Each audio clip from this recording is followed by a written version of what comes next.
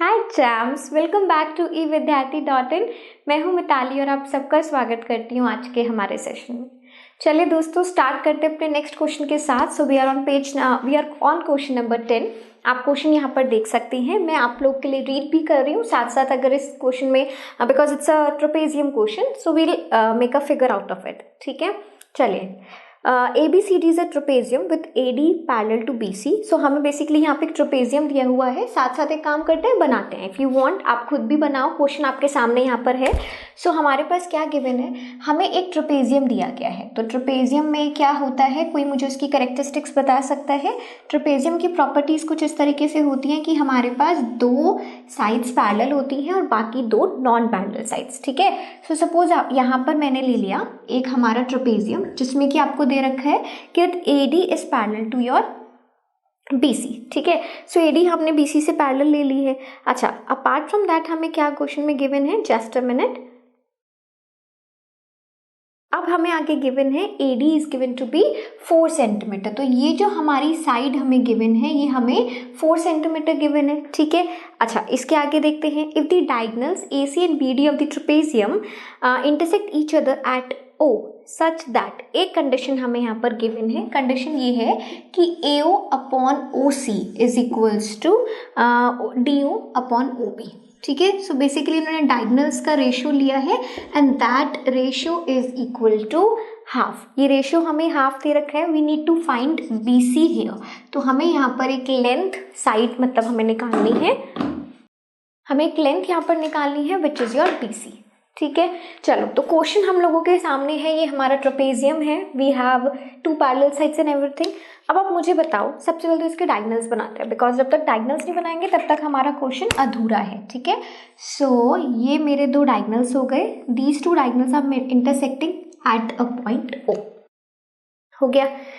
अब आप ये देखो कि हमें यहाँ पर क्या गिवन है, AO अपॉन OC। यानी कि अगर मैं थोड़ा सा कंसीडर करूँ तो मुझे एक साइड दे रखा है डायगोनल का और DO यानी कि ये दूसरा साइड। ठीक है, अच्छा कनेक्ट देखो क्वेश्चन को कैसे करते हैं। हमें इन्होंने क्या दिया है, AO OD यानी कि दो, एक ट्राइंगल को अगर मैं ध्यान से देखूँ तो उस ट्राइंगल की 2 साइड्स मेरे को दे दी हैं, उनका कंपैरिजन हमें दे दिया है और हमसे फाइनली पूछा क्या है, BC पूछा है। BC यानी कि ये वाली साइड। अगर हमसे ये साइड पूछी है तो हो सकता है हमें हमें इसकी डायमेंशन भी गिवन है, AD गिवन है। तो क्लियरली आपको क्या दिख रहा है, बिकॉज ऑफ दिस हिंट हमें क्या दिख रहा है, that we need to consider this triangle. हमें ये ऊपर वाला ट्राइंगल कंसीडर करना चाहिए क्योंकि हमें BC निकालना है। BC है हमारे नीचे वाले ट्राइंगल की सबसे बड़ी साइड, तो हमें ये ट्राइंगल भी कंसीडर करना चाहिए। इसका मतलब है क्वेश्चन में आपको बिल्कुल खुले छूट पे एक हिंट गिवन है कि आपको 2 ट्राइंगल्स कंसीडर करने हैं और वो दोनों ट्राइंगल्स आपके कौन से हैं, एक हो गया हमारा AOD और एक हो गया हमारा ट्राइंगल BOC। क्लियर हो गया? अब स्टार्ट करें। अब क्या करना है, हमें ऑलरेडी पता है कि हमारी 2 साइड्स पैरेलल हैं। कौन सी 2 साइड्स पैरेलल हैं, AD is parallel to BC। ठीक है, सो पैरेलल से मुझे ये वाला एंगल मैं किसके बराबर दिखा सकती हूँ, इसके इक्वल दिखा सकती हूँ बिकॉज ऑफ द ऑल्टरनेट। ठीक है, अच्छा दूसरा हम क्या कर सकते हैं, आप इस वाले एंगल और इस वाले एंगल को इक्वल दिखा सकते हो because of the vertically opposite.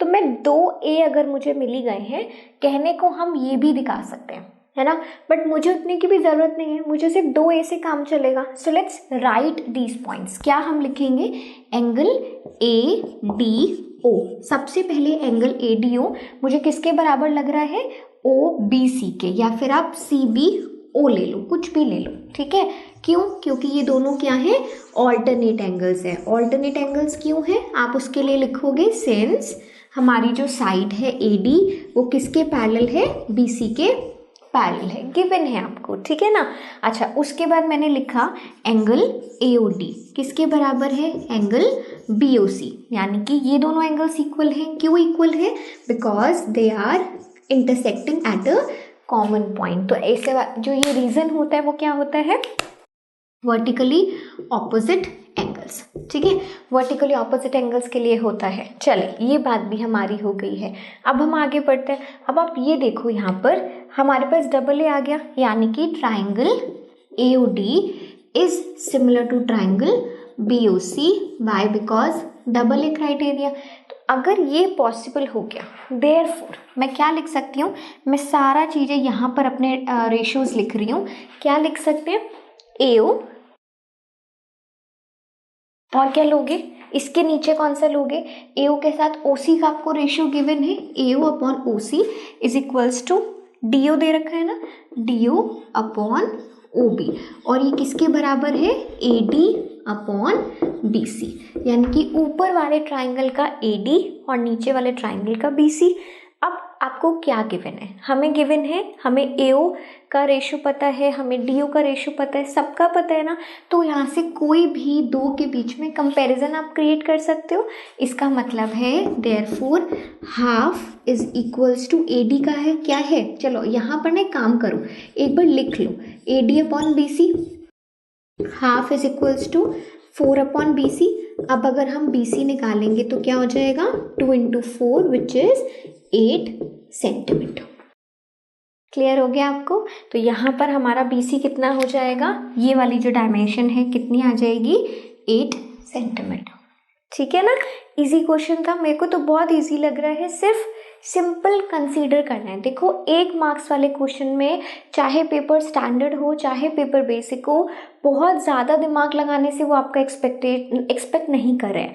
Only what are expecting is your presence of mind, आप प्रेजेंट कितना हो और आपको कितना बारीकी से चीज़ें पता है ना। अगर आप प्रेजेंट हो ना, आप क्वेश्चन को पढ़ते ही उसको पकड़ पाएंगे, and that's all I want in you guys. ठीक है, चलिए आगे मिलते हैं हम लोग और क्वेश्चंस के साथ। पूरी हमारी कोशिश जारी रहेगी आप लोगों के साथ, अच्छे से मेहनत हम लोग करते रहेंगे मिलके। Will see you in the next video, bye bye.